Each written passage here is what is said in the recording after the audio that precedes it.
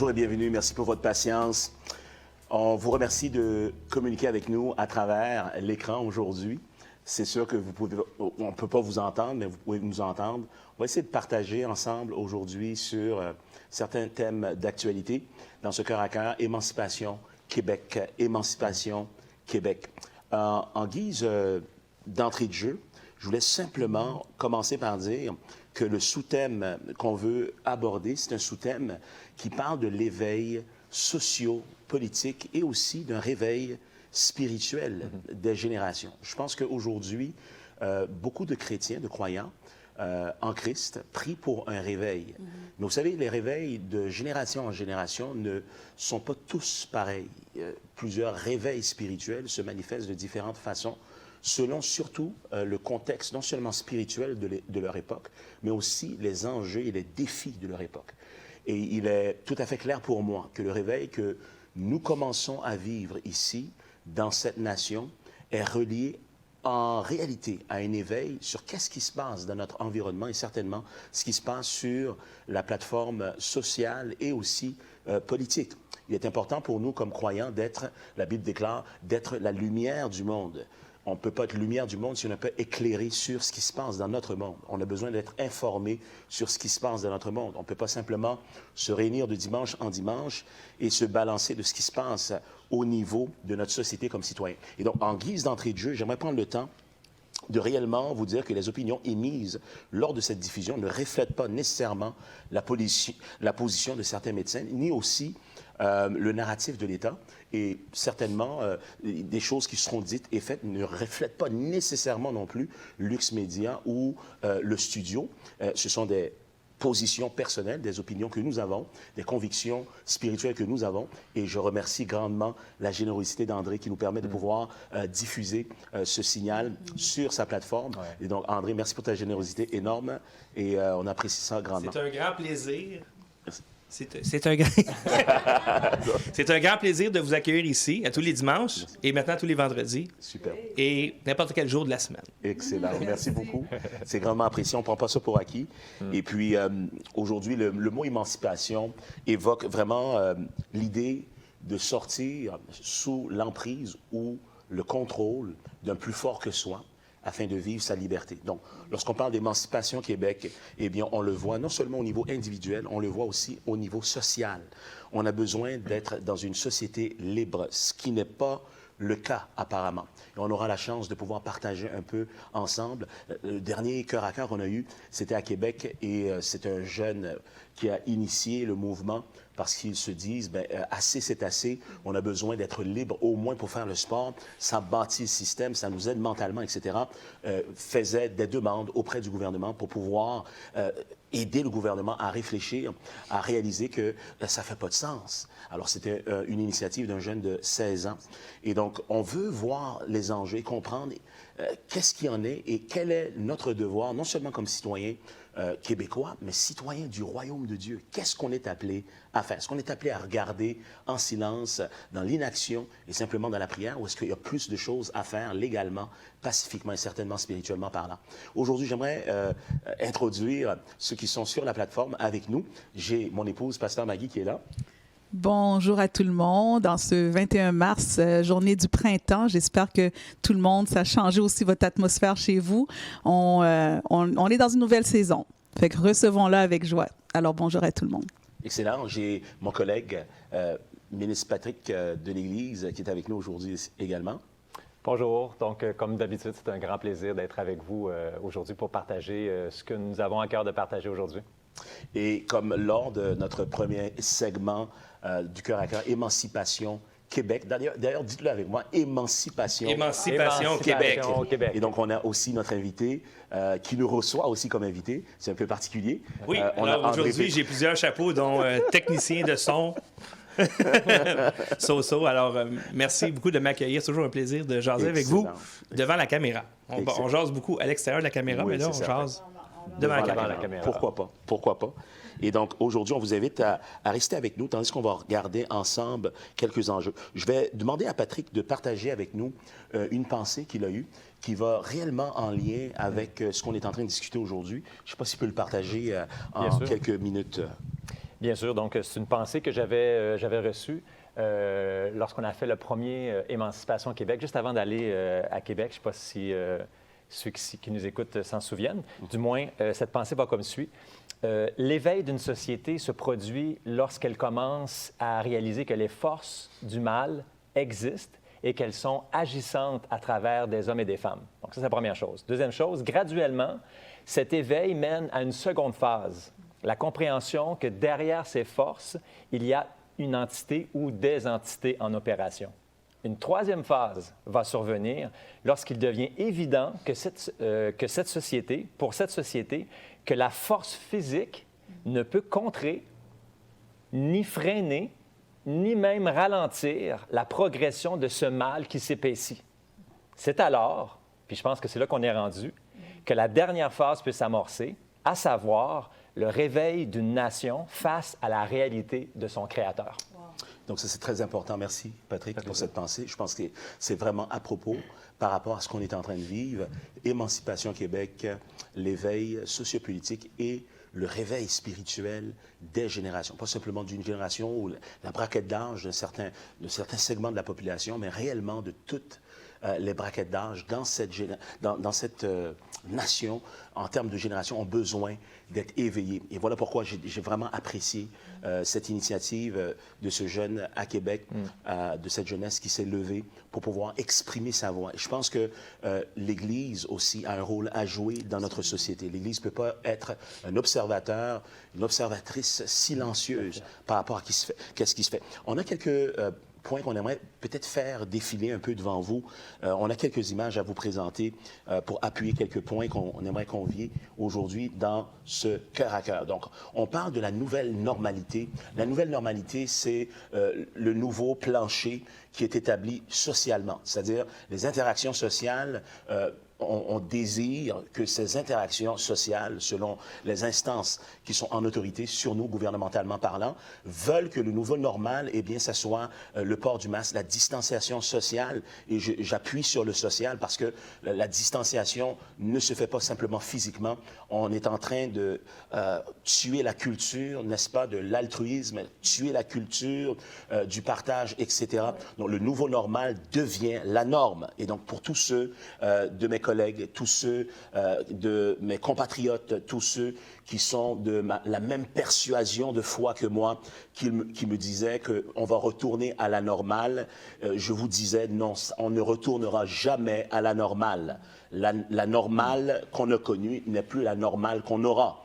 La normale qu'on a ici maintenant, c'est le nouveau normal. Donc, on habitue le peuple à cette espèce de distanciation physique, émotionnelle et même spirituelle, parce que lorsqu'on parle d'Église, eh bien, on essaye de nous faire accepter qu'une Église peut continuer à survivre et évoluer en étant distancée de ses membres l'un de l'autre, ce qui est complètement une aberration en ce qui concerne la nature d'une Église. La nature d'une Église est une congrégation, une agglomération de personnes ensemble dans un même lieu. Et il y a des raisons spirituelles à ça, on va le voir vers la fin du cœur à cœur. Donc, c'est réellement un sacrilège, en réalité, lorsqu'on veut nous faire avaler, nous faire absorber cette nouvelle réalité comme étant le standard ou la norme à continuer à vivre de jour en jour et de semaine en semaine et peut-être même de mois en mois et d'année en année. Donc, lorsqu'on regarde, par exemple, ce qui en est également par rapport aux différents médecins qui ont voulu nous faire comprendre qu'il y a quelque chose qui ne va pas dans la façon que la crise est gérée, la crise sanitaire, qu'on n'a pas encore isolé le virus en tant que tel. On n'a pas encore une science qui valide l'efficacité des masques. Je pense qu'on parle également de 3 masques à porter maintenant. Donc, on fait de nous des clowns. De plus en plus, on devient, n'est-ce pas, des personnages surréels parce qu'on a accepté de fonctionner avec du n'importe quoi. Donc, on nous dit un masque, c'est efficace. Et tout d'un coup, ce n'est plus efficace. Ça prend 2 masques, un superposé sur l'autre. Et maintenant, on parle même de 3 masques. On est vraiment dans une situation qui est en train de devenir très, très alarmante, aberrante, étouffante et curieuse. Qu'est-ce que vous en pensez? C'est du essai-erreur sur le peuple.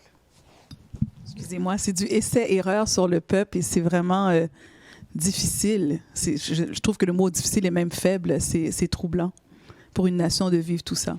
Et de l'accepter sans questionner, sans analyser et, disons-le, sans réfléchir. Et surtout qu'on demande à la population, n'oubliez pas les paroles de la ministre de la Sécurité publique, Mme Guilbeault, qui a dit « Soyez dociles, soyez obéissants ». Elle a utilisé des mots qu'on utilise normalement pour des animaux de compagnie ou de jeunes enfants. Et ce qu'on aperçoit, c'est que plus on est docile, plus ils serrent la vis. Parce qu'ils sont pas là pour nous sortir d'une crise sanitaire. Il n'y en a pas de crise sanitaire. Si on regarde les chiffres et les statistiques de l'INSPQ, on est très, très, très loin d'une crise sanitaire. Mais eux, ils vont demander à la population de se soumettre à des normes qui n'ont aucun sens, qui n'ont jamais été démontrées, jamais. Et ensuite, ils serrent la vis. Ils vont regarder jusqu'à quel niveau ils vont se soumettre, puis après ça, on va leur demander d'aller encore un peu plus loin. Donc, plus on se soumet, plus les mesures seront contraignantes et coercitives. L'image, je suis désolé d'évoquer cette image-là, mais l'image qui me vient à l'esprit, c'est comme quelqu'un qui se fait étouffer par un agresseur. Puis l'agresseur lui dit, écoute, calme-toi, calme-toi, arrête de te débattre, arrête, calme-toi. Parce que il veut en finir plus rapidement. Fait que s'il y a de la résistance, ça va prendre plus de temps. C'est ça. Fait que si toi, tu rentres dans l'idée, ben que je vais me calmer, il me demande de me calmer, il me dit ça va bien aller. Fait que si je me calme, il n'y a pas de résistance, mais ma vie va finir beaucoup plus vite. Bien, dans le fond, on le sait depuis le départ, depuis le début de la pandémie. Au départ, personne ne connaissait rien du COVID-19. Puis il disait déjà, la seule façon de nous en sortir, c'est le vaccin. Dès le départ. Non, vaccin. Il n'y a pas de thérapie, il n'y a pas... tiens, les médicaments qui existent déjà. La façon qui fonctionne. Non, tout ce qui existait avant n'existe plus. Ça va prendre un vaccin. Et ça, ils ont dit ça dès le début. Alors, on a toutes les bonnes raisons de croire que le seul objectif de toutes ces mesures-là, c'est d'imposer un vaccin à tout le monde. Pourquoi? On a des petites idées. On a des petites idées, et puis les informations sont là pour tous ceux qui veulent l'avoir, ceux qui veulent découvrir l'information. Elle est là. Tout simplement, prenez le temps de vous informer, arrêtez de vous faire informer, informez-vous vous-même. C'est pas parce que vous ouvrez la télévision à 18 h que vous êtes informé. C'est pas parce que vous lisez les journaux qui vous sont dispensés que vous êtes informé. Prenez le temps d'être intellectuellement actif, recherche, n'est-ce pas, rechercher l'information. Essayez d'aller voir aussi, de l'autre côté, lorsqu'il s'agit de l'information, des sources de nouvelles indépendantes qui ne sont pas subventionnées par l'État ou de grandes corporations qui sont capables de vraiment faire du vrai journalisme de façon objective pour pouvoir dispenser d'une information, ce que vous pouvez juger maintenant entre ce que vous recevez de façon traditionnelle et ce qui est disponible par rapport à des sources de nouvelles indépendantes. Parlant de vaccins, il y a une compagnie qui s'appelle Moderna derrière la production des vaccins. Et le mot Moderna, ça ne fait pas référence nécessairement à la modernité, ça fait plus référence au mode RNA. Et le temps nous manque aujourd'hui pour vous dire ce qu'on va vous dire en quelques mots, mais le temps nous manque pour décortiquer ça un peu plus. Le vaccin pour le COVID qu'ils disent qu'on a besoin n'est pas réellement un vaccin. C'est une thérapie génétique. C'est une pratique qui va transformer le génome humain. Et donc, ça n'a rien à voir avec un vaccin dans la pensée classique. Et donc, c'est important de comprendre que déjà, plusieurs rapports sont en train d'émerger que des gens, après avoir reçu ce dit vaccin, eh bien, ils ont perdu la vie, tout simplement. Il y en a d'autres qui ont été très, très malades. D'ailleurs, il y a des gens qu'on connaît qui ont pris le vaccin et ils ont eu des réactions adverses. Ils ont eu vraiment des réactions vives. Je ne sais pas si tu peux nous en parler juste un petit peu brièvement. Oui, quelqu'un qu'on se doute là, qui aurait pris le vaccin. Mais qui était en santé, là. Qui était en santé, qui maintenant est en soins intensifs. Puis cette personne-là est même dans le domaine de la médecine. Donc, c'est une personne qui est quand même imbue à un certain niveau. Donc, elle n'a pas vu un danger dans le vaccin. Et maintenant, sa vie est à risque parce qu'elle est en soins intensifs. Oui, c'est ça. Oui. Elle est en soins intensifs depuis. Oui. Et donc, le vaccin, c'est à surveiller. Il y a quelque chose qui a été dit par Bill Gates il y a quelque temps. Et j'aimerais peut-être retourner là-dessus. vous allez voir, c'est toujours mitigé. À chaque fois qu'il y a une information qui est donnée, il y a toujours des informations conflictuelles qui veulent essayer d'infirmer. Et donc, il revient à soit faire un choix, de croire ou pas croire, ou, encore plus important, aller faire des recherches soi-même pour voir qu'est-ce qui est véridique et qu'est-ce qui est désinformation. Et donc, Bill Gates avait déclaré qu'une façon efficace de contrôler la population, le mot contrôle de population, les mots contrôle de population parlent de dépopulation. C'est une façon masquée, une façon diplomatique de parler de génocide systématisé. Donc, il a dit une des façons les plus efficaces, ce serait vraiment à travers la vaccination. Et de plus en plus de médecins se lèvent. Et malgré qu'ils ont été muselés, se lèvent. Non seulement aux États-Unis, non seulement en Europe, il y a un groupe de Suède qui se lève, il y a un groupe même au Canada qui se lève en tant que médecins. On les a défendus de vraiment dévoiler ces choses, mais de plus en plus, ils ont pas la conscience en paix et ils se lèvent quand même malgré les représailles des ordres dans lesquels ils font partie, etc. Et ils se lèvent de plus en plus. Et donc, ça, c'est un peu inquiétant. Il y a un des articles qu'on a vu où M. Bill Gates aurait dit que pour avoir vraiment une gestion où ce que la Terre puisse être en mesure d'être conservée dans ses ressources protégées d'une surpopulation, mais il faudrait une réduction systématique de 350 000 personnes par jour. Et donc, lorsqu'on voit maintenant que cette même personne qui a tellement à cœur l'humanité et sa dépopulation et pense que le vaccin est une bonne façon, il y a quelques années, de pouvoir contrôler la population ou le nombre de personnes qui vivent sur Terre, eh bien, soit tellement rempli d'un sentiment altruiste qu'il veut absolument nous injecter le vaccin et il veut tellement le faire pour nous sauver qu'il veut le faire malgré notre consentement. Il veut nous violer dans nos droits et libertés de dire non et on est obligé de l'accepter parce qu'il veut tellement nous sauver. Et donc, je vous invite et je vous mets au défi de pousser vos recherches pour aller voir un peu plus loin, pour voir si c'est des fabulations qu'on est en train de vous partager aujourd'hui ou si réellement il y a anguille sous roche, parce que souvent, lorsqu'il y a de la fumée, il y a du feu. Tout à fait. Vous en dites quoi de tout ça? Bien, si on aime, Bill Gates, si vraiment il a à cœur l'humanité, qu'il dit aimer, lorsqu'on voit que l'intention est de dépopuler, dans le fond, ça veut dire qu'il aime autre chose. Il y a quelque chose d'autre qu'il cherche à conserver. Et si ce n'est pas la vie humaine, c'est autre chose. Fait que c'est contradictoire. Les gens, à un moment donné, vont devoir prendre au sérieux ce que ces élites-là disent. Ouais. Le prendre au sérieux. Ils le disent. Ils le disent. Et je veux dire, il est en conférence en disant qu'il y a trop de monde sur la Terre et grâce au vaccin, on pourrait réduire la population de 15 %. Il l'a dit. Alors, c'est pas un meeting secret et qu'il y a un lanceur d'alerte qui a enregistré sur une petite cassette 4 tracks puis qui nous le fait écouter. Regardez ce qu'il a dit. Il l'a dit à TED Talk. Alors, commencez à prendre au sérieux ce que les élites vous disent. Ouais. Quand Rockefeller Foundation ont des scénarios catastrophes, incluant une pandémie et un lockdown, etc., ils font pas ça pour rien, ces gens-là. Alors, prenez au sérieux ce que les élites disent. Je veux dire, commencez par là, ce n'est pas des théories du complot. Oui, allez pas chercher dans un site ténébreux, dans un coin lointain. Non, l'information est devant nous. Oui. Si on ose aller la lire et se l'approprier. C'est ça. Je trouve important aussi de prendre ce qu'on voit et qu'on étudie, puis d'être capable de voir un peu plus loin. C'est quoi l'image de global picture, la grande image de ce qui s'en vient. Des fois, les gens, on a comme un genre de mur devant nous, puis on ne va pas plus loin que notre nez. Et des fois, on ne veut pas aller plus loin. Et on ne veut pas aller plus loin non plus. On a trop peur de faire face à la réalité. Et c'est important. Il y a des gens qui disent, ben oui, le vaccin est là, mais il n'est pas obligatoire. Un instant, il n'est pas obligatoire, mais il y a des compagnies aériennes qui commencent à l'exiger. Donc, oui, il n'est pas encore obligatoire, mais ça s'en vient là. C'est vraiment le phénomène de la grenouille dans la casserole où ce que l'eau est en train de bouillir tranquillement.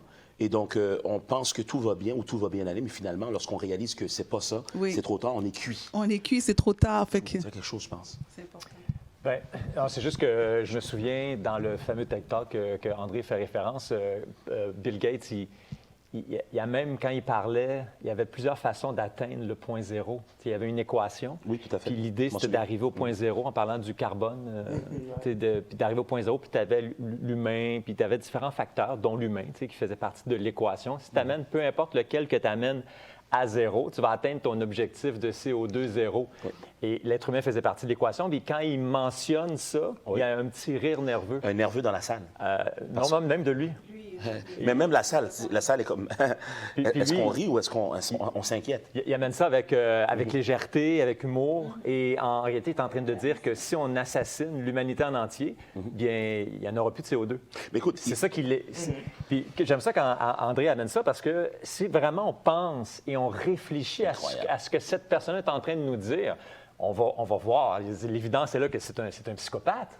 Mais entre lesquels on a remis les mains d'un château. Oui, tout à fait.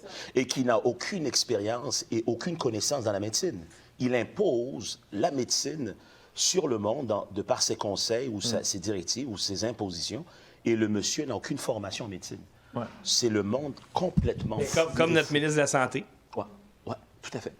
C'est pas important d'être médecin pour être ministre de la Santé, c'est un comptable. Par contre, les vrais médecins, eux, qui veulent dire comment est-ce qu'ils voient, comment est-ce qu'ils conçoivent une meilleure gestion pour donner les meilleurs soins aux gens ici au Québec, eh bien, même s'ils sont au nombre de 700, eh bien, le gouvernement actuel a refusé de les entendre. Alors, pour moi, c'est quand même une aberration de regarder et puis de réaliser qu'une personne infectée du virus, de par lui-même et sans médecine, a une chance de plus de 99,9 % d'être rétablie, surtout si elle est dans une braquette d'âge qui est en bas, en deçà de l'âge mûr. Par contre, le vaccin, c'est une efficacité de combien, qu'ils disent? Bien, en fait, il y a des affirmations comme quoi il est efficace à 95 %. Mais un vaccin efficace, pour moi, c'est tu me donnes le vaccin et je ne peux plus contracter le COVID-19. C'est ça, un vaccin. Si tu as un vaccin contre la rougeole, tu ne peux plus attraper la rougeole. Exact. Là, ils vont dire non. Même si tu as le vaccin, tu dois quand même garder ta distance sociale, qui est un concept le plus stupide après les études du genre. Oui. Tu dois quand même porter un masque qui ne fonctionne pas, mais qui va te rendre malade. Tu dois rester chez vous. Tu dois respecter le couvre-feu, même si tu es vacciné. Et là, ils vont dire, oui, mais ça prend une majorité de la population qui est vaccinée. Et ça n'a aucun rapport. Ils ne font pas des tests, par exemple, pour savoir est-ce que tu as eu le COVID et été immunisé. Ça, inquiète-toi pas, il n'y aura pas de test pour ça. Pourquoi? Parce que tout indique que ces gens-là ont un seul objectif, c'est de vous vacciner. Exactement. Et il y a certainement un agenda pécuniaire derrière. Bien, c'est juste ça. Je veux dire, follow the money. Les gens, nos parlementaires qui sont là, sont pas là. On voit bien là, que même l'opposition reste assise. Ils ne font absolument rien. Absolument. Il n'y a aucun député qui se lève debout. Alors, on voit bien que l'allégeance des parlementaires n'est pas envers le peuple, mais envers des gens qui leur donnent des gros sous. Ces gens-là vont devenir millionnaires. Les parlementaires s'enrichissent lorsqu'ils ont un poste, un titre au gouvernement, que ce soit ministre ou député ou peu importe. Ils sortent de là super riches. Puis après ça, pour service rendu, tu as été un bon petit chien-chien, bien là, tu vas siéger sur tel comité, tel comité. Et c'est sûr que si tu nous écoutes, nous, les banques, les compagnies pharmaceutiques et les multimilliardaires, eh bien, on va te récompenser et tu seras riche au-delà de toutes tes espérances. Alors, les parlementaires ne servent pas le peuple, ils se servent eux. Et là, maintenant, je pense que c'est de plus en plus clair. La population commence à le voir de plus en plus. De plus en plus. Et les gens qui disaient, non, vous êtes exagérés, vous capotez bien raide, ça va se calmer, les choses retournent à la norme, à la normale, il ne faut pas virer fou avec ça, puis on retourne à la normalité. On l'a vu. Le nouveau normal, c'est ce qu'on est en train de voir. Tu sais quand est-ce qu'on va retourner au normal, l'ancien normal? Ouais. C'est quand on va exercer nos droits. Exact. C'est la seule façon. Ouais. Arrêtez de demander des droits au gouvernement. Vous les avez. C'est dans la Charte des droits et libertés du Québec. Vous les avez, ces droits-là. Exercez vos droits, puis ils n'auront pas le choix. C'est vous qui allez faire en sorte qu'on va sortir de cette crise-là en exerçant vos droits. C'est pas le gouvernement qui va vous les octroyer. Ce sont des corrompus, ce sont des vendus. Ils sont vendus à peu importe la compagnie, là, pharmaceutique, les banques, etc., etc. Ils sont là pour s'enrichir et ils profitent de vous dans le moment. Ils font de l'argent, eux, avec votre tristesse, avec votre malheur, avec la tyrannie. La perte de vos entreprises. Ils font de l'argent avec ça. Ils sont pas prêts à l'arrêter. Les milliardaires s'enrichissent beaucoup plus rapidement dans les mesures actuelles. Alors, ils veulent pas vous laisser aller. Et, hey, vous êtes des esclaves, vous allez vous mettre vous-même dans votre cage. Vous avez des droits, vous choisissez vous-même de ne pas les faire valoir. C'est ça. Hey, ils sont morts de rire, eux autres. C'est comme quand tu dis au chien, rentre dans ta cage. OK. C'est comme si tu disais au mouton, rentre dans ton enclos. OK. Dis au cheval puis à la vache, rentre dans ton enclos. OK. Hey, c'est le fun d'avoir une ferme. La boucherie. Bon, ben quand tu as un comportement d'animal, tu seras traité comme un animal. C'est la vérité. Nous, on a décidé qu'on était des humains, qu'on était des créatures divines et on exige d'être traités comme tels. Nous ne sommes pas des animaux. Absolument. On est des êtres créés à l'image de Dieu. J'espère qu'un chrétien, un croyant dise Amen à ça. Amen, tout à fait. Écoutez, je veux prendre le temps quand même d'honorer et de remercier le Seigneur pour le pasteur James Coates, qui s'est tenu et qui a compris que comme berger, pour protéger son peuple ou la santé spirituelle de son peuple, il devait faire un choix entre obéir à Dieu ou obéir à l'État en ce qui concerne la gestion de son peuple par rapport aux besoins de son peuple. Il s'est levé et à cause de ça, il a été traité comme un animal, comme un vulgaire criminel. Il a essayé de sortir de la prison avec caution. On lui a refusé ça. On avait remis ça jusqu'au mois de mai, au début du mois de mai. Mais gloire soit rendue à Dieu pour les prières. Il va sortir bientôt de la prison. Et ce qui m'a marqué n'est pas seulement son geste de courage, mais ce qui m'a marqué, c'est surtout les paroles qui sortent de son épouse quelques jours après son incarcération, où ce qu'elle dit, écoutez, moi, si j'ai une recommandation à donner, oui, c'est vrai, mon mari est en train de se battre pour sortir de prison, mais il est en train de se battre pour nous aussi. Même si vous ne le savez pas, vous n'êtes pas conscient, il est en train de se battre pour nos droits et libertés qui sont en train de s'effriter ici dans la nation très, très, très rapidement. Elle dit, moi, si j'ai une recommandation forte à donner, ouvrez vos églises, ouvrez-les, ouvrez-les. Ceux qui ne veulent pas les ouvrir, ça c'est vous. Mais si vous voyez vraiment l'importance du peuple de Dieu, vous voyez l'importance de prendre soin du peuple de Dieu, et qu'on a besoin d'être ensemble dans la maison du Seigneur, tel que c'est enseigné, inscrit dans la parole de Dieu, ouvrez vos églises. J'ai trouvé ça assez important de sa part comme message à convier.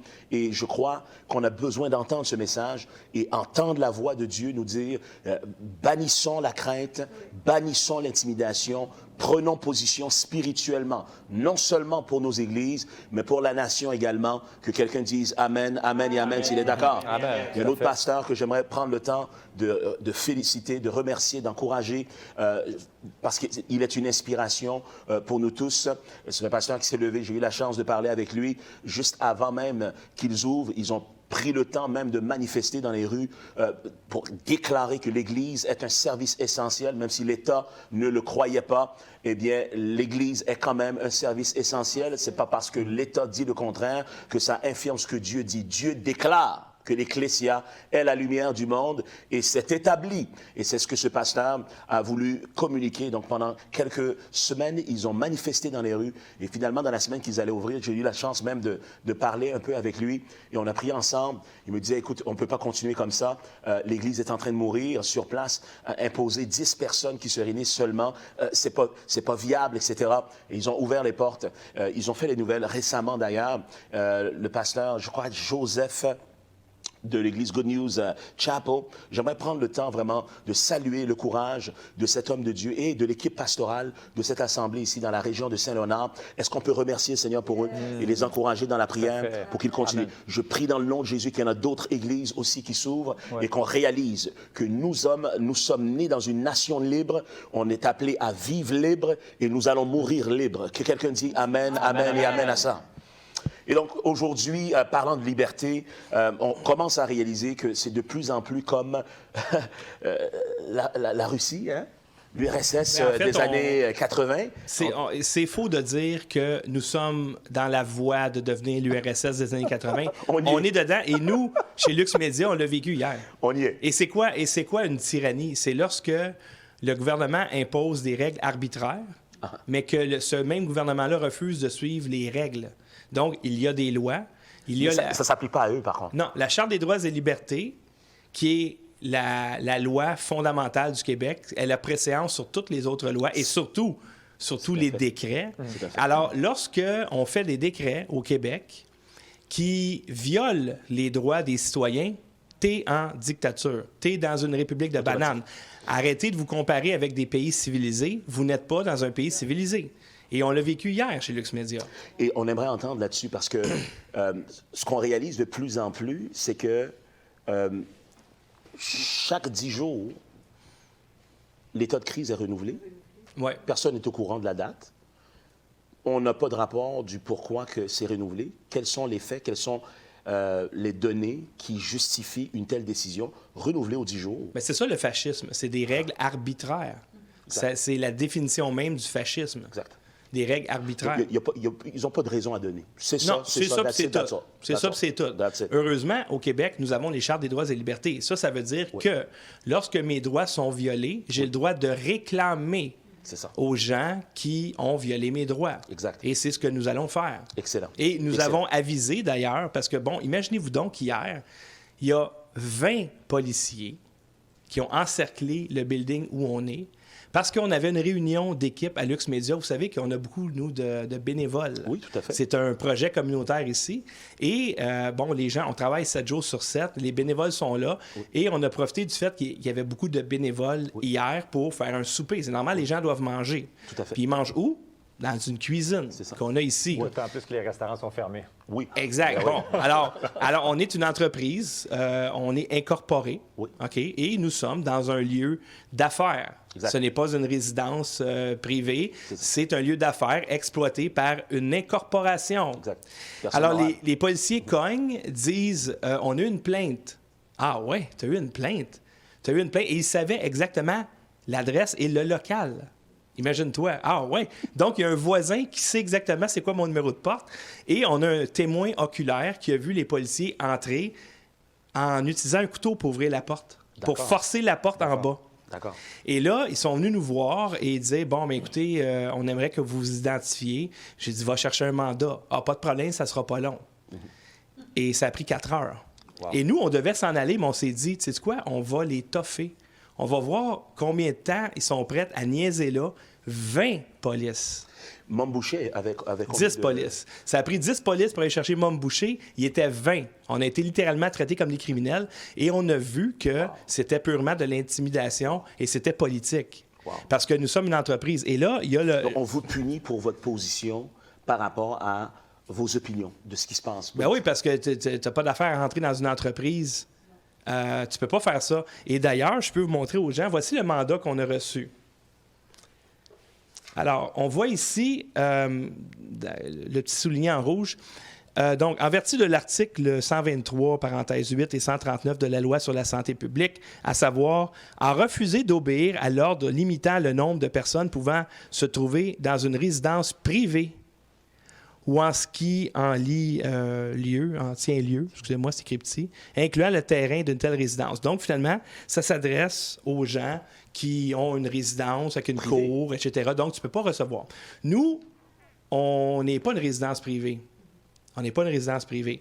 Et si on regarde à la page suivante, le SPVM a dû demander à un juge de Saint-Jérôme, pas de Montréal, de Saint-Jérôme, et il n'y a pas de signature.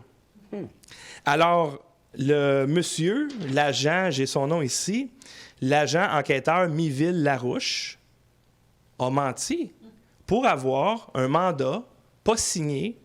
Il a menti. Et moi, je regardais le mandat, puis j'ai dit, attendez, avant de rentrer, je veux lire. Il dit, nous, on rentre. Ils sont entrés 12 policiers à plus que 11 heures le soir. Donc, imaginez, là, 20 policiers mobilisés pour une réunion dans une compagnie privée, dans un local commercial privé de 3000 pieds carrés. Wow. OK? Donc, c'est politique. C'est purement politique. C'est la police politique. TVA était là. Radio-Canada était là. OK? Ça a fait les manchettes. Wow. Donc, c'est littéralement l'État qui militarise les médias qui le contrôlent, les policiers qui le contrôlent, et ils ont diffusé notre adresse, qui est une déclaration de guerre, en disant aux Antifa, ils sont là, faites votre job. On est littéralement dans l'Allemagne nazie des années 30. La Gestapo. Exactement. C'est là qu'on est rendu. Alors, faux mandat, là, évidemment, on consulte nos conseillers juridiques pour savoir qu'est-ce qu'on fait avec ça. Oui. C'est sûr que les policiers, on les a avisés. Ils vont tous recevoir des réclamations. Oui. Ça, c'est garanti. Mais pour M. Miville-Larouche, l'enquêteur, la squad des mœurs, je ne sais pas trop. La moralité. Moralité. Ben, écoute, là, t'as menti à un juge. Donc ça, quand on parle de viol des droits et viol des lois, c'est un excellent exemple, d'après moi. Wow. Et ce qui est triste dans ça, c'est que lorsque ces choses prennent place et qu'on reste des observateurs, bientôt, on va devenir des victimes. Parce que lorsqu'on le fait à A, B, C, D, E, bientôt, on va arriver à une étape où ça va toucher tes droits et libertés personnellement. Ça va affecter ta vie à toi aussi. Ça va affecter ta façon de vivre, ta qualité de vie également, à un moment donné ou pas. Tôt ou tard, ça va se faire. Et donc, on vous encourage aujourd'hui de réaliser que le Québec que vous avez connu n'est probablement plus le Québec qui est là aujourd'hui. Et c'est le temps de comprendre ce qui se passe et de se lever légalement, se lever pacifiquement et surtout se lever spirituellement. Écrivez à vos députés, faites-leur comprendre votre désarroi. Écrivez à vos représentants, faites-leur comprendre votre désaccord de ce qui se passe. On nous impose maintenant que maman, papa n'est plus un terme qui est autorisé. C'est révolu selon eux. On veut nous imposer maintenant avec les lois qui sont en train de passer, les jugements qui sont en train d'être établis, comme quoi de dire monsieur, madame, c'est prohibé et c'est illogique. C'est même une offense pour une minorité qui se considère non-binaire. Et donc, les droits et libertés d'une minorité de la population s'imposent sur tout le reste. Nous sommes réellement dans une folie systématisée et nous avons besoin de le réaliser dès maintenant. Et comme André le disait tout à l'heure, les droits et libertés, on les a, on est né avec, on est censé les exercer. Si on ne les exerce pas, on les perd.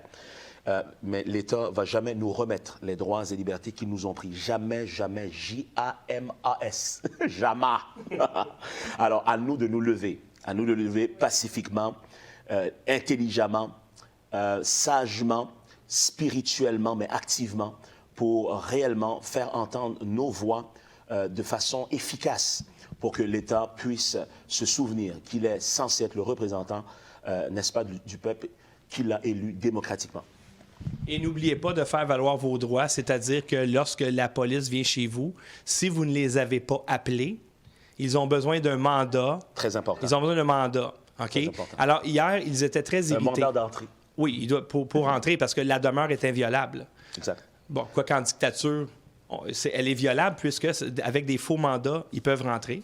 En fait, ils se donnent le droit de rentrer. Ils peuvent même vous sortir de votre Exactement. Alors, imaginez-vous qu'il y avait quelqu'un ici qui a mal à la jambe, qui disait, ben moi, je suis pas capable de marcher vraiment.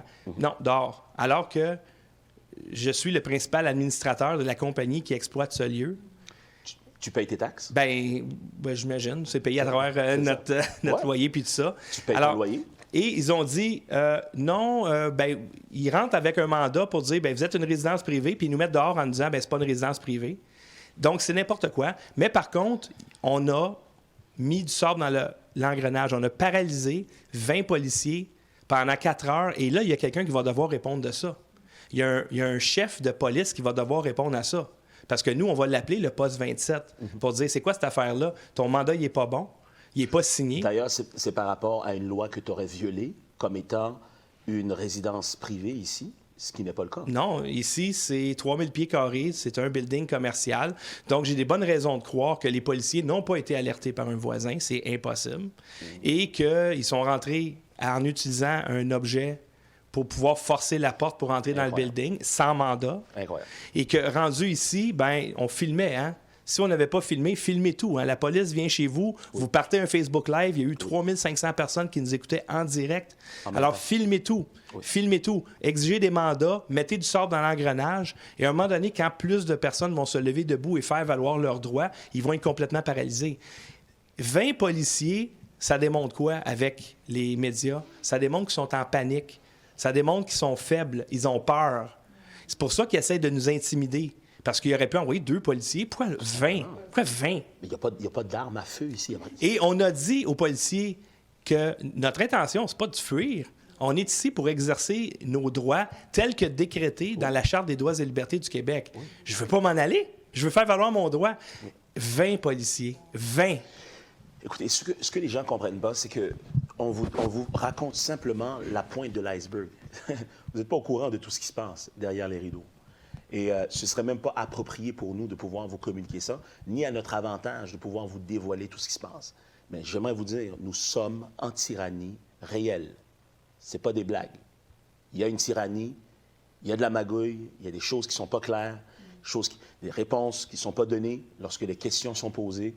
Il y a de l'injustice pratiquée à partir même de ceux qui sont censés défendre la justice.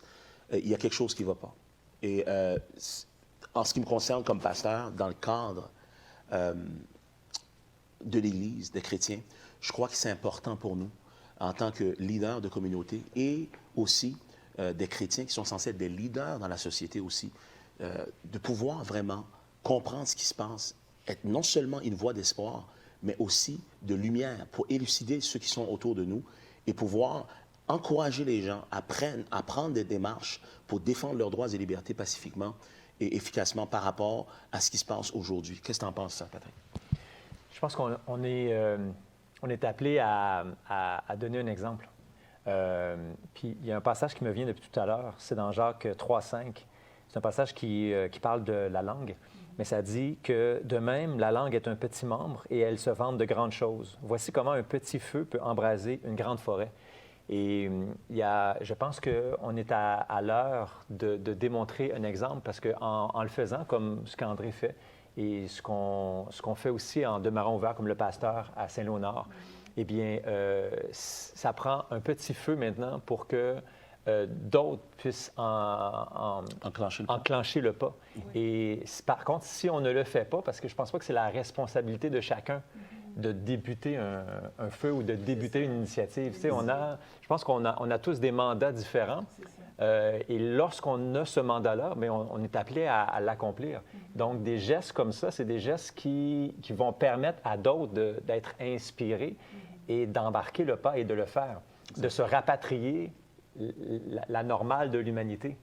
Et c'est pas en... Oui, on peut manifester pour le faire, mais la normalité, c'est pas de manifester. La normalité, c'est d'inviter des amis à la maison. La normalité, c'est de pouvoir prier dans une salle et adorer le Seigneur en chantant sans avoir la guillotine au-dessus de ta tête qui t'indique au niveau de ta conscience que ce qui sort de ta bouche peut tuer ton voisin. Tu sais. La normalité, c'est d'apprécier les relations humaines. Tu sais. Et ça, il y a comme André le dit, puis comme je pense que le message qu'on veut envoyer, c'est que cette normalité-là, on est né avec. Elle nous appartient. Et c'est un devoir qu'on a de la vivre, tout simplement. Ouais. Et puis peut-être un message qu'on aimerait envoyer aujourd'hui, c'est que cette normalité-là, eh bien, il y a un esprit qui a été envoyé pour qu'on puisse être capacité pour le vivre.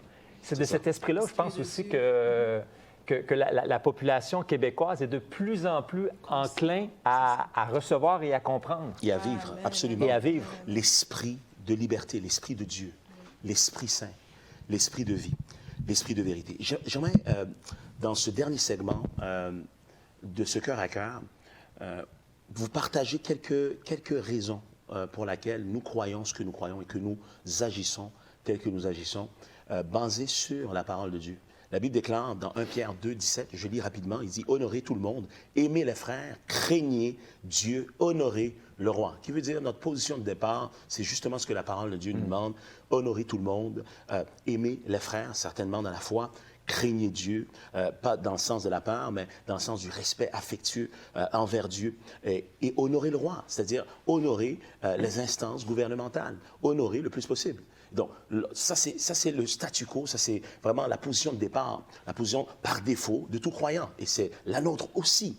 Par contre, lorsqu'on regarde les Écritures du début, c'est-à-dire de l'Ancien Testament jusqu'au Nouveau Testament, vous allez voir qu'il n'est pas rare et même commun que des croyants ont eu à se lever contre des édits, des décrets, même des lois de leur gouvernement ou des gouvernements qui allaient à l'encontre de leurs convictions, leurs valeurs. Ils ont dû se tenir. Et certains ont fait face même à la persécution. Ils ont dû payer un prix par rapport à ça, parce qu'ils se trouvaient maintenant en face d'une décision. Soit j'obéis au gouvernement, ou soit j'obéis à Dieu par rapport à ce sujet bien précis, ou cet angle bien précis. Et aujourd'hui, on est à la même croisée de chemin. J'aimerais qu'on lise ensemble dans les textes de l'Écriture, dans Romains, chapitre 13. Romains, chapitre 13, j'aimerais le lire ensemble. Il dit que toute personne d'autorité, ça c'est la version de l'épée, je la trouve vraiment particulière pour nous faire comprendre le contexte d'aujourd'hui. Il dit dans Romains, chapitre 13, verset 1, jusqu'au verset 14, je le lis rapidement, que toute personne d'autorité élevée soit soumise à Christ. Car il n'y a d'autorité sauf en Dieu seul. Et les autorités subsistent seulement si elles sont établies en Dieu. C'est pourquoi celles qui s'opposent à l'autorité de Christ s'opposent à l'ordre, car les dirigeants de la loi n'ont pas à craindre les résultats salutaires de leur soumission, mais seulement les déshonnêtes. Veux-tu donc ne point craindre les puissances de Dieu? Fais le bien et tu en seras loué.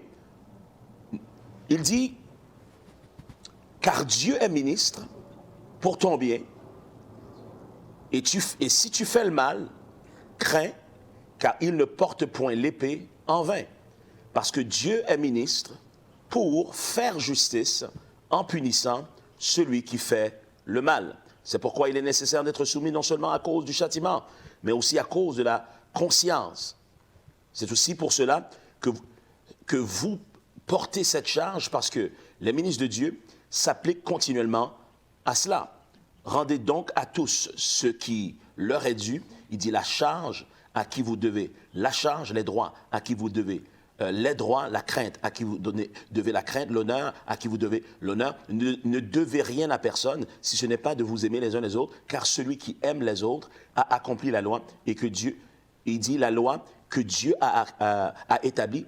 Or, celles qui s'opposent attireront la condamnation sur elles-mêmes. Il dit la loi que Dieu a établie, or celles qui s'opposent attireront la condamnation sur eux-mêmes. En d'autres termes, un impact négatif. Et donc, la Bible nous éclaire que les autorités qui sont vraiment établies et qui sont, comment dirais-je, légitimes, ont besoin d'être des autorités qui fonctionnent non à l'encontre, n'est-ce pas, de la parole de Dieu, non à l'encontre des valeurs de moralité, des valeurs de Dieu, mais vraiment pour les valeurs du Seigneur, pour les valeurs humaines aussi. Mais si ce sont des autorités, des instances gouvernementales qui n'ont pas ces valeurs à charge, qui n'ont pas vraiment le désir de protéger ces valeurs, mais qui vont à l'encontre de ces valeurs, qui opposent ces valeurs dans nos vies, eh bien, on a une responsabilité comme citoyen de choisir, d'obéir et de continuer dans ce sens-là, ou tout simplement d'obéir à Dieu et de résister de tels systèmes, de résister de telles lois, de résister de tels régimes. Et donc aujourd'hui, j'aimerais regarder ensemble avec vous Acte 4, 17, il dit « Mais afin que la chose ne se répande pas davantage parmi le peuple, défendons-leur avec menace de parler désormais à qui que ce soit en ce nom-là. Et les ayant appelés, ils leur défendirent absolument de parler et d'enseigner au nom de Jésus. » Donc ça, c'était les autorités, n'est-ce pas, non seulement religieuses, mais gouvernementales du temps des apôtres, des chrétiens, de la première Église, c'est-à-dire l'Église primitive. Et la Bible déclare ici, il dit qu'ils avaient reçu, n'est-ce pas, un ordre de ne plus parler au nom de Jésus. Ils pouvaient parler de Dieu, mais pas parler au nom de Jésus. Pourquoi? Parce que le nom du Seigneur est en train de se répandre de par sa renommée et par l'impact qui est en train de se faire dans la culture et dans la société de l'époque. Et la Bible déclare ici, la réponse de Pierre et Jean a été la suivante. La Bible déclare, Pierre et Jean répondirent, jugez s'il est juste devant Dieu de vous obéir plutôt qu'à Dieu. Car nous ne pouvons pas ne pas parler de ce que nous avons vu et entendu. Et ils leur firent de nouvelles menaces. Et les relâchèrent, ne sachant comment les punir à cause du peuple. Parce que tous glorifiaient Dieu de ce qui était arrivé. Un autre exemple encore, où ce que les chrétiens de l'époque ont été placés devant une situation, ce qu'ils devaient choisir entre obéir à Dieu ou désobéir à l'État, ou obéir à l'État et désobéir à Dieu. Ça se trouve dans Acte 5, verset 27. Il dit, après qu'ils leur eurent amenés en présence du Sanhédrin, le souverain sacrificateur les interrogea en ces termes, ne vous avons-nous pas défendu expressément d'enseigner en ce nom-là. Et voici, vous avez rempli Jérusalem de votre enseignement. Vous avez rempli la ville de votre enseignement. Et vous voulez faire retomber sur nous le sang de cet homme. Vous voulez nous accuser que c'est nous qui avons tué Jésus, en d'autres termes. Pierre et les apôtres répondirent, il faut obéir à Dieu plutôt qu'aux hommes. Il faut obéir à Dieu plutôt qu'aux hommes. Je répète, il faut obéir à Dieu plutôt qu'aux hommes. Si ça vient violer ta foi, ta conscience, ton droit de religion, il faut obéir à Dieu plutôt qu'aux hommes. C'est un choix, avec ses conséquences, mais c'est un choix qu'on est appelé à prendre. C'est soit qu'on se tient pour Dieu, ou on se tient pour soi-même en réalité. Et on utilise le nom de Dieu lorsque c'est convenient pour nous. C'est tout. C'est soit qu'on utilise le nom de Dieu quand c'est convenient pour nous ou pour soi, mais quand ce n'est pas convenient, ni confortable, ni bénéfique, eh bien, on se protège. Et on appelle ça une sagesse. Mais c'est une lâcheté masquée. Lorsqu'on vit maintenant une époque où même la définition de la famille et même le genre mâle et femelle est redéfini à l'encontre de comment le Créateur avait établi les choses, l'Église ne peut pas rester silencieuse. J'aimerais que quelqu'un risque un amen, juste là. Amen, amen. Hébreux 10, 25. Il y a des gens qui me disent, ben écoute, on va rester tranquille, on va obéir. Mais votre obéissance est en train de tuer l'Église. Pas juste l'économie. L'Église est en train de mourir. Je vous ai dit dernièrement, il y a au moins 3 pasteurs que j'ai rencontrés. 2 d'entre eux viennent d'acheter un bâtiment. Ça fait quelques années à peine. Ils n'ont même pas une décennie. Ils ont encore beaucoup d'intérêts, beaucoup de capital à couvrir pour pouvoir payer leur hypothèque. À cause des impositions, du fait que ça fait 1 an qu'on est en prison, socialement. Ça fait 1 an qu'on est emprisonné, socialement. Eh bien, ces pasteurs n'ont pas le choix de vendre leur église à perte. Parce que comment veux-tu survivre avec une imposition de 10 personnes par dimanche, tandis que les lieux non essentiels, comme les salles de spectacle, eux, peuvent accueillir beaucoup plus. Où est la logique? C'est pour ça que je vous dis, il y a réellement un agenda satanique, diabolique, démoniaque, ténébreux derrière ces dites mesures sanitaires qui sont réellement des mesures politiques en réalité. Et donc, la Bible déclare ici, et tout ce que la Bible nous demande de faire, si quelqu'un te pousse à désobéir à cette Bible ou à cette parole du Seigneur, eh bien, tu as un choix de dire, ben écoute, je vais obéir à ça ou tout simplement obéir à la parole de Dieu. Il y a un choix. Regardez un peu une recommandation et vous allez voir pourquoi dans ce partage que je suis en train de faire présentement sur l'importance de la réunion des membres d'une église. Dites l'importance pour les membres, pour les croyants, d'être ensemble dans un même lieu. C'est la définition, c'est la nature même de l'Église.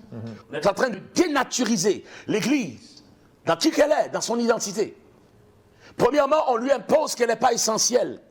Elle a besoin de réaliser qu'elle l'est et démentir ce mensonge et agir comme elle sait qu'elle l'est, prenant sa responsabilité pour la condition spirituelle de sa société et de sa municipalité. Quelqu'un devrait dire Amen là également.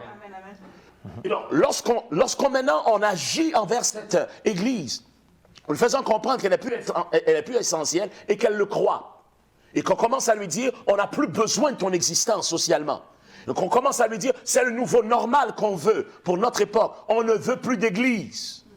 Il va falloir comprendre que les forces qui sont là, et les autorités qui sont établies, n'ont pas votre intérêt dans leur agenda et dans leur avenir. L'existence des églises qui prêchent de façon non compromis n'ont pas de place dans le rêve ou l'utopie qu'ils sont en train de bâtir, qui est en réalité une dystopie pour nous.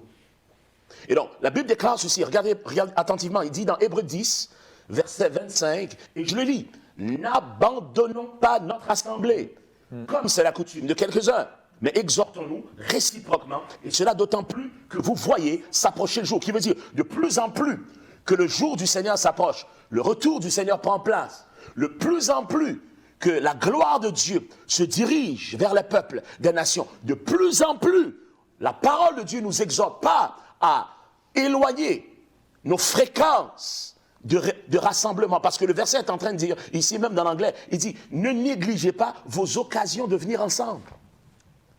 Ne négligez pas vos occasions de vous rassembler ensemble. Pourquoi? Il y a une bénédiction particulière lorsqu'on vient ensemble. C'est pas pareil d'être ensemble idéologiquement à travers des écrans, chacun chez soi, à des kilomètres de distance. Amen. Dites amen un peu. Amen, amen. C'est pas la même affaire. C'est pas pareil. C'est pas pareil à plusieurs niveaux. Et donc, la Bible déclare, n'abandonnons pas, et maintenant on a des mesures qui nous poussent à abandonner. Quelque chose est en train de nous pousser à dévier des directives comme croyants, comme Église, de ce que le Seigneur nous demande. N'abandonnons pas nos rassemblements. C'est ce que la Bible déclare. N'abandonne pas ton assemblée, le lieu de rassemblement. Et c'est ce que cette situation nous pousse à faire. Tandis que, déjà communément, historiquement, le fait d'être ensemble, le système immunitaire bâtit sa résistance. Parce qu'il y a ce qu'on appelle l'immunité collective. C'est pas ça? Oui. L'immunité collective. Donc déjà là, ça aide. Le fait d'être ensemble, ça brise l'isolement, ça brise la dépression, ça brise le découragement. La joie fait en sorte que ton système est bâti. Il y a des hormones qui sont relâchées. Tu es beaucoup plus fort pour combattre des éléments, des agents libres dans ton système. Tu es beaucoup plus fort, fortifié pour faire face à des maladies invasives. Et donc, il n'y a absolument aucune raison, aucune science pour valider un couvre-feu ou un confinement pendant plus d'1 an. Dis Amen, quelqu'un qui le croit. Amen. Regardez ce que la Bible déclare encore. Il dit, Matthieu 18 et 19 à 20, il dit, je vous dis encore, si 2 d'entre vous s'accordent sur la terre pour demander une chose quelconque, elle leur sera accordée par mon Père qui est dans les cieux. Quelle promesse! C'est extraordinaire. C'est vraiment incroyable de voir que Dieu nous donne sa promesse. Il nous dit, écoute, si vous vous rassemblez, au nom même de 2, 3, il y a quelque chose qui se passe. Tout ce que vous demandez, je vais l'accorder. Mais à condition que vous vous rassemblez. Parce qu'il le dit dans le verset qui suit. Il dit, car là où 2 ou 3 sont assemblés en mon nom, je suis là au milieu d'eux. Je suis là au milieu d'eux. Je suis présent au milieu d'eux. Qui veut dire qu'il y a une bénédiction qui n'est pas accessible lorsqu'on est isolé chacun chez soi, même si on croit. Tout à fait. Acte 1, 23, je lis. Et ils se présentèrent, ils en présentèrent 2. Joseph, appelé Barnabas, surnommé Justus, et Matthias. Puis ils firent cette prière. Seigneur, toi, qui connais les cœurs de tous, désigne lequel des 2 ou de ces 2 tu as choisi. Ça, c'était après que Judas a abandonné son apostolat. Il a trahi Christ et ensuite, lorsqu'il a réalisé ce qu'il a fait, parce que souvent, lorsqu'on est sous l'emprise du diable, on ne voit pas la méchanceté de nos actions. Et lorsqu'on a fini de détruire ou essayer de détruire autrui, le mal nous lâche parce qu'il veut nous détruire aussi après nous avoir utilisés contre les autres. Alors Judas se donne la mort et ensuite il manque un 12e pour remplacer l'apostolat de Judas. Donc on a 2 candidats qui sont là, on prie pour savoir quelle est la volonté de Dieu entre les 2. Et voyez ce qui va se passer dans la suite des choses. La Bible déclare ici, il dit, désignez lequel de ces 2 que tu as... Il prie le Seigneur et dit, Seigneur, donne-nous la sélection que tu as faite sur la personne que tu as choisie entre ces 2-là. Il dit, afin qu'il ait part à ce ministère, à cet apostolat que Judas a abandonné pour aller en son lieu. Ils tirèrent au sort et le sort tomba sur Matthias, qui fut associé aux 11 apôtres. Ça, c'est Acte 1, 23. Tout de suite, lorsque ce chapitre se termine, tout de suite après, la Bible déclare dans Acte 2 maintenant. Acte 2, 1. Le jour de la Pentecôte, ils étaient tous ensemble dans le même lieu. Ils n'étaient pas tous ensemble éparpillés dans la ville, mais tous ensemble dans le même lieu. La façon que l'Église est née est la façon qu'elle va continuer à survivre et qu'elle va continuer à dominer et influencer positivement sa société. Dis Amen, Amen et Amen. La Bible déclare qu'ils étaient tous ensemble parce qu'il en manquait un. Il en manquait un. Parmi les 12, il en manquait un. Puis tant que celui qui manquait n'avait pas été rajouté, ils n'auraient pas été tous ensemble. Et la Bible déclare que ce jour de la Pentecôte, l'Esprit Saint a envahi la pièce. Et il y a eu réellement dans cette chambre haute un phénomène extraordinaire et surhumain qui a pris place. C'était la naissance de l'Ecclésia. C'était la naissance de l'Église. L'Église est née dans le principe d'être ensemble, tous ensemble dans le même lieu. C'est une aberration grave, c'est une attaque grave à l'existence de l'Église du Seigneur. Je parle de la vraie Église de Jésus-Christ sur la terre. Je ne parle pas des églises systémiques qui sont là pour défendre les systèmes bestiaux babyloniens et des gouvernements déchus. Je parle du royaume de Dieu, du système de Dieu réel, qui est basé sur la justice, qui est basé sur la vérité, qui est basé sur la liberté. Je parle de l'Église du Seigneur. Elle est née dans l'unité. Être capable de se réunir ensemble. Il y a toujours quelque chose d'extraordinaire lorsqu'on est tous ensemble dans le même lieu. C'est une attaque satanique masquée. Pasteur, tu dois le réaliser. Dernièrement, il y a un pasteur de la région de Trois-Rivières qui m'a contacté. Il m'a dit, homme de Dieu, depuis l'année passée que tu t'es levé, même dans l'époque où ce que vous alliez faire le concert dans le parc Jarry, il dit, ça m'a éveillé l'esprit. Je n'étais pas au courant de tout ce qui se passait. Ça m'a poussé à aller faire des recherches. Il dit, ça m'a poussé à aller faire des recherches. J'étais estomaqué de découvrir que ce que tu disais est factuel. Et c'est un réel agenda, cette globalisation. Ce globalisme, c'est réellement un plan satanique pour asservir les peuples de la terre. Et ils sont très avancés dans leur plan. Quelqu'un a dit un jour, il dit la meilleure stratégie que le diable a jamais employée, c'est qu'il a réussi à convaincre la majorité qu'il n'existe pas. Et cette stratégie fonctionne encore aujourd'hui. Parce que jusqu'à aujourd'hui, lorsque l'ennemi veut t'attaquer, il infirme la vérité. Dieu a-t-il réellement dit, si tu manges de ce fruit, tu mourras? Est-ce qu'il a vraiment dit ça? Jésus est dans le désert, le diable vient, il est écrit. Il vient tordre la réalité, vient tordre le mensonge, vient mettre une once de doute. Et cette once de doute fait son travail comme semence pour envenimer nos convictions, nos croyances. Ça nous pousse au compromis. Et ce compromis nous pousse à la trahison de nos valeurs. C'est le temps de se réveiller. J'ai dit c'est le temps d'un éveil spirituel. J'ai dit c'est le temps d'un éveil spirituel. Dis Amen si tu es d'accord. J'ai dit c'est le temps de réveil réel. Le temps de jouer, n'est-ce pas, à l'église. Le temps de jouer d'une façon où moi je vais à l'église si ça ne va pas me coûter la vie. Il y a une instance qui m'a tellement marqué dans les années 97. Il y a une instance qui m'a tellement bouleversé. J'avais à peine peut-être quelques années dans l'adolescence à l'époque. À l'époque. Et c'était une vidéo clandestine qu'on avait présentée au groupe de jeunesse de notre assemblée à l'époque. Et dans cette vidéo, on voyait des milliers de Chinois en Chine qui risquaient leur vie simplement pour venir prier à l'église le dimanche.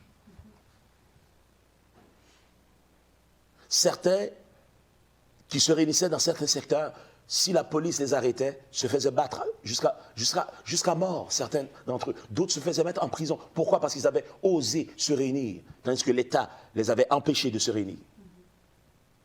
Lorsque j'ai vu cette vidéo, j'ai vu comment les gens aimaient tellement le Seigneur et voyaient tellement la valeur et l'importance de venir ensemble et même de risquer leur vie et la vie de leurs enfants pour le faire de dimanche en dimanche. Ça m'a marqué. Ça fait plusieurs années de ça. Si je me souviens bien, c'était dans les années 90. Par là. Je me suis dit, Seigneur, ici, en Amérique du Nord, on est trop confortable. On est trop confortable. On n'a pas compris la valeur du sang de Jésus. On n'a pas compris la valeur du sacrifice de Christ à la croix. On prend pour acquis notre foi. On prend pour acquis notre christianisme. On prend pour acquis nos droits et libertés, ici même comme Québécois, chrétiens ou croyants en Christ. On pense que ça va toujours rester pareil. On ne sera jamais persécuté. On ne sera jamais mis au défi pour notre foi. On ne sera jamais mis et acculé devant un choix pour démontrer à quel point c'est important pour nous. L'Église, la maison du Seigneur, le rassemblement des saints, des croyants ensemble. À quel point c'est important d'avoir la liberté de pouvoir adorer Dieu sans crainte ni tremblement. Eh bien, on y est aujourd'hui, les amis. Nous sommes dans cette saison. Le temps est maintenant de choisir quel camp que tu choisis. Est-ce que tu choisis de te tenir pour le Seigneur ou est-ce que tu choisis pour te tenir pour ta chair et te masquer derrière une fausse vertu, comme si tu es dans la réalité, tu es dans la vérité. Le temps est grave. J'ai dit le temps est grave. Le temps est grave. Tu ne sais pas combien de temps qui te reste encore pour savoir même les quelques grains de liberté qui te restent. Combien de temps que tu pourras les conserver dans tes mains si tu ne te lèves pas pour les protéger et aller rechercher celles que tu avais perdues. Je termine en disant ceci. Dans Psaume 133, versets 1 à 3. Écoutez attentivement. La Bible déclare ceci, et plusieurs d'entre nous, vous le connaissez déjà, ce passage dans les Écritures, dans Psaume 133, verset 1 jusqu'au verset 3. Écoutez ce qu'il dit. Il dit, voici, oh, qu'il est agréable. Et doux, qu'il est doux. Il dit, oh, qu'il est agréable, qu'il est doux pour des frères de demeurer ensemble. C'est comme l'huile précieuse qui, répandue sur la tête, descend sur la barbe d'Aaron. Aaron, ici, c'est le sacrificateur, ça représente le rassemblement sacerdotal, ça représente le rassemblement des gens de foi. Il dit qu'il descend sur le bord de ses vêtements, c'est comme la rosée de l'Hermon, qui descend sur les montagnes de Sion, car c'est là, dans ce rassemblement, dans ces rassemblements, que l'Éternel envoie la bénédiction des bénédictions, la maman de bénédiction. Hein? La grosse bénédiction, c'est là qu'elle se trouve. Il dit, c'est là qu'il envoie, qu'il commande la bénédiction, la vie pour l'éternité. J'aimerais toucher quelques mots par rapport à la profondeur de ce texte en réalité et l'importance immanquable, irréversible de l'unité, du rassemblement de personnes de même foi dans un même lieu. La Bible déclare ceci dans le texte qu'on vient de lire, qu'il est agréable. Voici, oh, qu'il est agréable. Et le mot agréable dans l'hébreu, c'est le mot toba. Et le mot toba veut dire fructueux. Donc la Bible est en train de dire, voici, oh, qu'il est fructueux pour nous d'être ensemble. On devient productif. Amen. Wow. Qui veut dire, lorsqu'on n'est pas ensemble comme corps de Christ, on n'a pas de productivité spirituelle et ni dans la terre non plus. Parce que la productivité terrestre commence par le spirituel. La Bible déclare, il dit dans 3 Jean, chapitre 1, verset 2, il dit, « Bien-aimé, je désire que tu prospères et sois en bonne santé comme prospère l'état de ton âme. » Il dit, « Bien-aimé, je désire que tu prospères à tous égards et sois en bonne santé, à condition que ton âme prospère, à condition que ton âme prospère, à condition que ton âme prospère. » Lorsque ton âme prospère, même ton corps va mieux. Lorsque ton âme prospère, tes poches vont mieux. Lorsque ton âme prospère, ta joie, tes relations vont mieux. Parce que la clé, c'est ta vie spirituelle. Donc, la Bible déclare, il dit, oh qu'il est agréable, oh qu'il est fructueux, qu'il est bon d'être ensemble, parce qu'on est productif. Yeah. La Bible déclare, il dit qu'il est doux pour des frères de demeurer. Dites demeurer ensemble avec moi, on a presque terminé. Demeurer. Il dit pour demeurer, dites demeurer. Demeurer ensemble. Demeurer, c'est le mot yassab. Et le mot yassab veut dire, il est bon de s'asseoir ensemble. Wow. Il est bon de s'asseoir ensemble, prendre du temps pour développer nos relations. Dis amen un peu. Amen, amen. Dis amen contre le système qui veut qu'on développe des relations virtuelles et superficielles à travers des écrans de télévision ou de téléphone. Dis amen vite, vite, vite, vite, vite. Amen, amen. Dans les quelques années, j'ai jamais vu autant de conflits à cause de messages textes que simplement se parler ouvertement ou par verbatim. Ouais.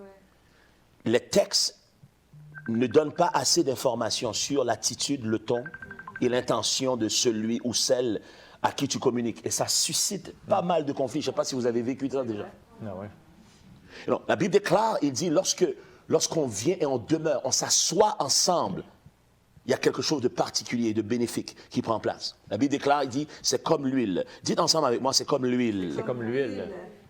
C'est comme l'huile qui descend sur la tête d'Aaron. Et le mot huile relève encore d'une définition d'être productif. C'est comme si Dieu dépose une capacité sur notre intellect pour pouvoir penser comme lui et devenir beaucoup plus productif dans nos vies. Il dit sur la tête, ça veut dire qu'il active. Sur la tête d'Aaron, ça représente la tête de Christ, la tête du corps sacerdotal qu'est l'Église. Il dit donc, lorsqu'on vient ensemble, eh bien, cette capacité, cette onction, cette vertu qui est Christ, la tête de ce corps, est activée pleinement. La Bible parle même même sur sa barbe, l'huile coule. Ça parle des anciens. Lorsqu'on est ensemble, ceux qui sont plus matures dans la foi, ils ont un rôle à jouer. Ils reçoivent de cette vertu, ils reçoivent de cette capacité pour insuffler la vie et inspirer les autres spirituellement à aller de l'avant. La Bible parle même sur le bord de ses vêtements. Dit le bord de ses vêtements. Le bord de ses vêtements, c'est le mot peu, P-E-H, peu, en hébreu qui parle de la bouche. De la bouche. Vêtement veut dire selon la mesure de la stature de sa maturité. Donc, le texte est en train de dire ceci. « Oh, qu'il est doux, qu'il est agréable pour des frères de demeurer ensemble. » C'est comme l'huile précieuse qui est répandue sur la tête, descend sur la barbe, et sur la barbe d'Aaron, qui descend sur le bord de ses vêtements. C'est comme la rosée de l'Hermon qui descend sur les montagnes de Sion, car c'est là que l'Éternel envoie la bénédiction, la bénédiction et la vie pour l'éternité. La Bible déclare que ce texte veut littéralement dire ce qui suit. Il dit l'agapé, en d'autres termes, l'amour, l'agapé, la charité, va nous rendre productifs dans la puissance de notre bouche, selon la pleine mesure de la stature de Christ. Je le répète. L'agapé va nous rendre productifs dans la puissance de notre bouche, selon la pleine mesure de la stature de Yahweh, de Christ. Qui veut dire, on ne sera plus des gens qui disent des belles paroles, mais des personnes qui créent par leurs paroles. Des personnes qui changent ce monde par des paroles que Dieu appuie. La Bible déclare, si tu éloignes, si tu te sépares de ce qui est vie, de ce qui est saint, tu seras comme ma bouche. Nous avons besoin de devenir l'impact de la bouche de Dieu pour notre génération. Dis Amen, Amen et Amen si tu le crois. Il y a tellement à dire, tellement peu de temps pour le dire. On va s'arrêter là aujourd'hui. Mais j'aimerais terminer par une prière, si vous me permettez. Je ne sais pas, avant de terminer, les amis, qu'est-ce que vous entendez dans ce qu'on vient de partager ensemble sur l'importance d'être assemblés ensemble, pas dispersés, mais dans un même lieu. Et si c'est important pour Dieu, c'est parce que l'ennemi ne l'aime pas. Il l'aime pas, en principe, et va chercher à déroger à ce principe par rapport à l'unité dans un même lieu. C'est ça. Si on revient à ce qu'on disait même dans le dernier cœur à cœur qu'on a eu, c'est important de discerner l'ennemi spirituel derrière la situation tangible qu'on vit présentement. Puis c'est ce qui manque. C'est important que nos yeux spirituels soient ouverts pour discerner le plan de l'ennemi, lui, en arrière de qu'est-ce qui se passe présentement. Puis lorsque tu parlais aujourd'hui de l'importance pour nous comme leaders de prendre position et de rassembler nos églises, de réouvrir nos églises. Ce qui me revenait comme mot, c'est le mot responsabilité. C'est pas optionnel, c'est une responsabilité comme leader. Je sais pas pour les brebis eux-mêmes, mais pour le leader, c'est une responsabilité de s'assurer que ces brebis soient pris soin. Puis qu'est-ce qui me bénit dans la parole? C'est dans Matthieu 18, verset 12, ça dit que vous semble, si un homme a 100 brebis et que l'une d'elles s'égare, ne laisse-t-il pas les 99 autres sur les montagnes pour aller chercher celle qui s'est égarée? Ben, le Seigneur nous appelle aujourd'hui comme leaders. Je parle aux leaders. On est appelé à laisser les 99 autres parce qu'il y a des leaders qui vont dire, ben, nous autres, tout le monde va bien à l'église, on prend soin d'eux, on les regarde, puis ils sont corrects, etc. Ben, savez-vous qu'il y en a d'autres brebis qui sont dehors, qui sont égarées, puis que le Seigneur veut que tu laisses les 99 autres qui sont pris soin pour aller chercher la seule qui est dehors, là, qui est perdue. Mais c'est ce que le Seigneur demande présentement, c'est de laisser les 99 autres pour aller chercher celle qui est perdue. La laisser en sécurité, en fait. En sécurité, il dit qu'il les laisse sur la montagne, mais que celle-là est importante aussi, va la chercher. Et donc, c'est pas une option pour nous, leaders, c'est une responsabilité. Amen. Comme Patrick disait tantôt, c'est sûr que chacun a son mandat, chacun a son appel. Il y a des gens qui sont appelés à initier. Mais je pense que comme leader, on doit laisser le Seigneur ouvrir nos oreilles spirituelles, nos cœurs, pour que cette parole pénètre et que nous, ensuite, on se lève, mais qu'on ne reste pas oisif malgré qu'on a entendu ce que le Seigneur est en train de dire. Qu'est-ce que tu en dis, Patrick? Je trouve ça, tout le partage aujourd'hui est très, très édifiant. En premier lieu, il y a des éléments qui me sont venus comme une évidence, c'est que la force est dans le rassemblement. Puis le gouvernement et ses médias ont réussi à convaincre une grande partie de la population qu'on est plus fort, plus fort, chacun chez soi. Séparé, isolé. Oui. Et puis, donc, en convainquant comme ça la population et plusieurs croyants, plusieurs hommes de Dieu, plusieurs membres de la soi-disant Église de Christ, eh bien, en absorbant, en prenant ça comme une vérité, eh bien, on accepte finalement de ne plus se rassembler. Et de la même façon, imaginez la puissance d'un corps policier où les policiers restent chacun chez soi. La force de ce corps-là s'effondre. Donc, on est en train d'assister si on n'est pas réveillé, on est en train d'assister à un effondrement Exact. de la puissance du corps de Christ. Absolument. Littéralement. Absolument. Et rendre cette Église obsolète et impertinente. Puis là, il y a des gens qui vont dire « Ouais, mais c'est pas une persécution à l'égard de l'Église. Toute la société souffre de ça. » Il y a des gens qui vont dire ça. Ouais.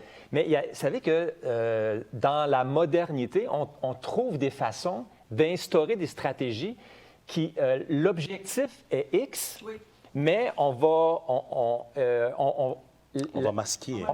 ça va être maquillé, puis ça va avoir de l'air de toucher tout le monde. C'est ça. Mais l'objectif est X en réalité. C'est vrai que ça va toucher tout le monde, mais il y a un objectif bien précis. Parce ça. que si tu éteins la lumière dans une pièce, Ouais. bien, guess what? Il n'y en a plus de lumière. Exact. Fait que si tu assassines une société en fermant la lumière, il n'y aura plus de possibilité pour cette société-là de ressusciter. Exact. Donc, l'objectif, c'est pour ça qu'on voit une persécution indirecte présentement. Mais en fait, elle est cachée, mais la cible est réellement l'Église. Je pense que tu as raison à 100 parce qu'il y a beaucoup de signes sataniques dans l'élite, sans vouloir entrer dans les théories du complot, mais Bill Gates, Monsieur Pic-Pic, a fait l'apologie à travers Microsoft d'une sataniste avouée, Marina Abramovic. Une grande leader. Une leader d'un mouvement sataniste qui ne s'est jamais caché. Alors, comme je vous dis, regardez, les signes sont là. Oui. Regardez ce que les élites disent et font. Exact. Et d'autres banquiers, etc., on les a vus. Il y a des photos, ils sont dans des parties satanistes. Oui. Alors, c'est sûr qu'ils veulent déshumaniser les humains. Comment? On leur met des masques d'en face. C'est une façon de les déshumaniser. Oui. Et, évidemment, on va attaquer l'Église. Parce que nous sommes des satanistes. Qui est notre ennemi? C'est Dieu. C'est Dieu qui a créé l'homme et qui lui a donné des droits. Alors, c'est ça qu'on doit détruire. Oui, tu as raison. L'Église est le target. Ouais. C'est le target.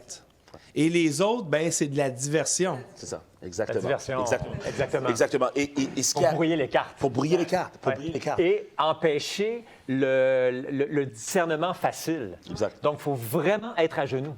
Il faut réellement être à genoux. Faut réellement que l'Esprit de Dieu puisse ouvrir nos yeux par rapport à ce qui se passe. Parce et au moins se mettre sur le neutre. Minimum.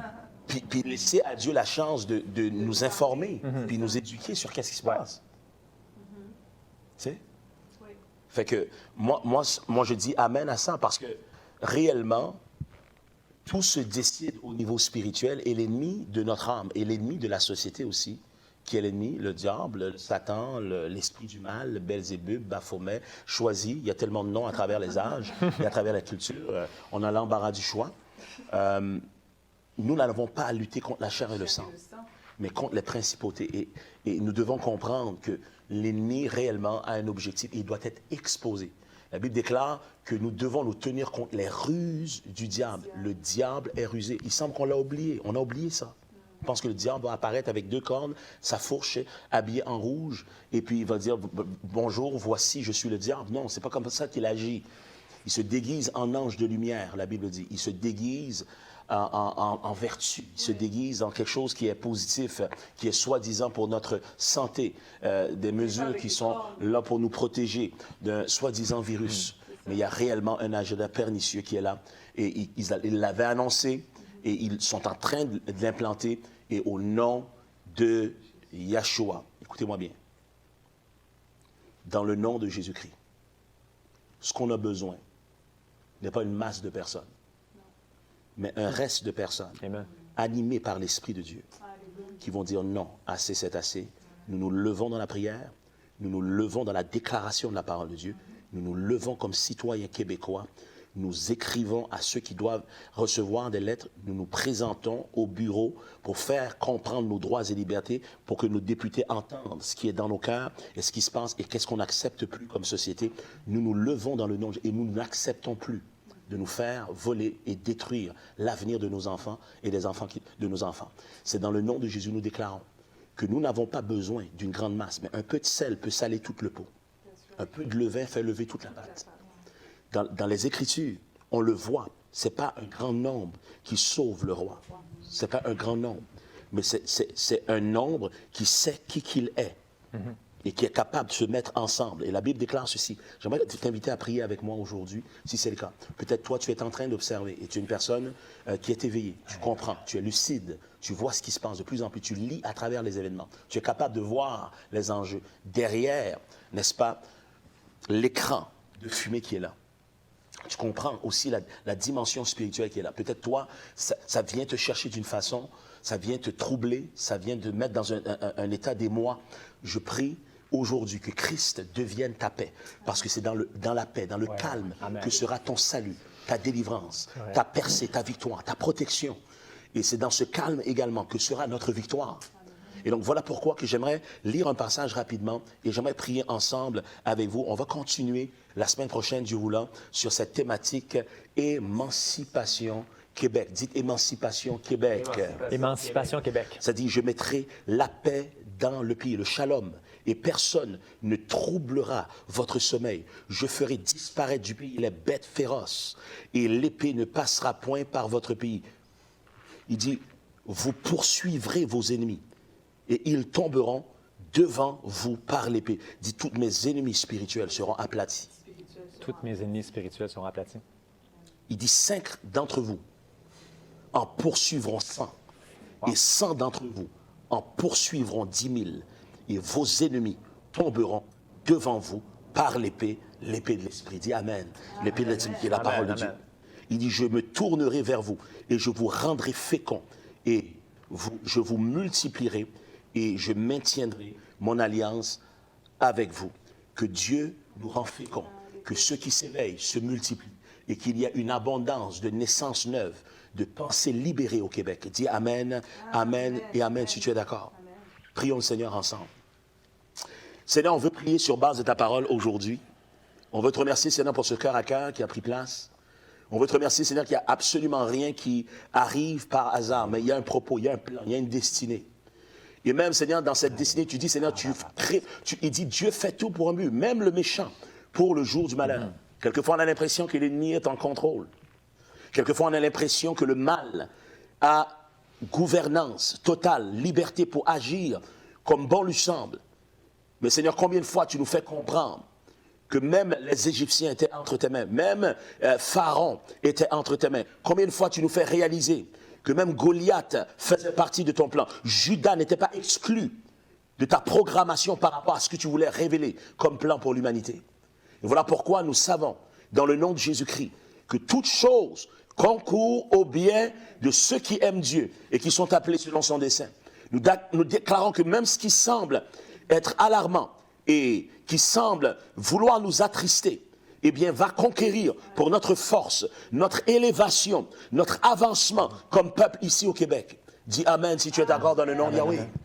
Et donc, nous déclarons et nous prophétisons aujourd'hui, dans cette instance de prière, ce qui est déclaré dans le texte d'Ésaïe 54, 13 et 17.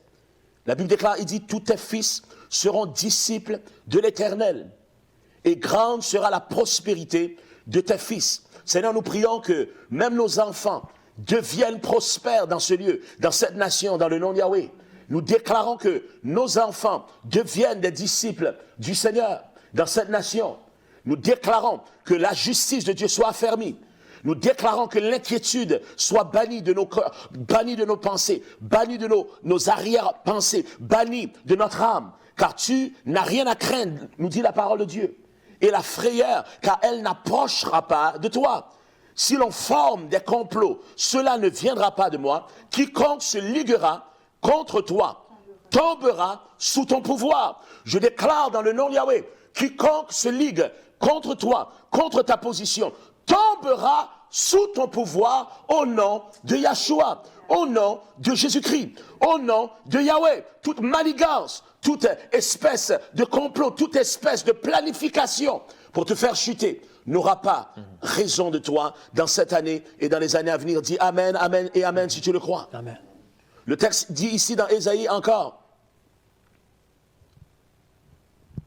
il dit, voici j'ai créé l'ouvrier qui souffle le charbon au feu et qui fabrique une arme par son travail. Mais j'ai créé aussi le destructeur pour la briser. Il dit, toute arme forgée contre toi sera sans effet. Toute langue qui s'élèvera en justice contre toi, tu la condamneras. Tel est l'héritage des serviteurs de l'Éternel. Tel est le salut qui leur viendra de moi, dit l'Éternel. Seigneur Dieu, nous condamnons maintenant toute langue sale. Nous condamnons toute langue d'accusation fausse. Nous condamnons maintenant dans le nom de Yahshua toute langue de propagande, toute langue de mensonge.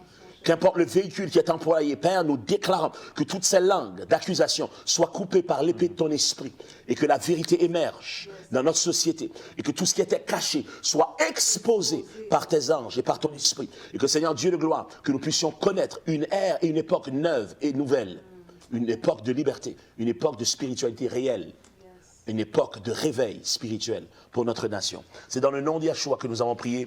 Nous voulons prendre le temps de vous remercier d'avoir été avec nous aujourd'hui dans ce cœur à cœur. Je vous mets au défi d'aller valider, d'aller chercher à voir, à infirmer ou valider l'information qu'on vous a partagée aujourd'hui, tant au niveau biblique, tant au niveau de ce qui se passe en termes d'actualité ou en termes des faits. Allez voir, ne restez pas assis sur vos sièges. La torpeur va venir vous chercher lorsque vous êtes. Levez-vous, soyez proactifs, soyez préventifs. Allez chercher l'information et levez-vous, informez les autres. Levons-nous comme une nation unie, une nation bénie dans le nom de Jésus-Christ. Que Dieu vous bénisse. Bon dimanche de cette nouvelle saison du printemps. Donc, on déclare que le printemps spirituel commence également. C'est une saison de résurrection pour toi et moi dans le nom de Jésus. Reçois-le dans ton cœur et ça va se manifester dans ta réalité. Amen. Amen. Amen. Si vous appréciez notre cœur à cœur aujourd'hui et que vous désirez nous appuyer financièrement, vous avez l'opportunité de le faire en allant sur notre site Internet à www.shekinahcentral.com/don. Vous pouvez alors choisir l'option qui vous convient le mieux.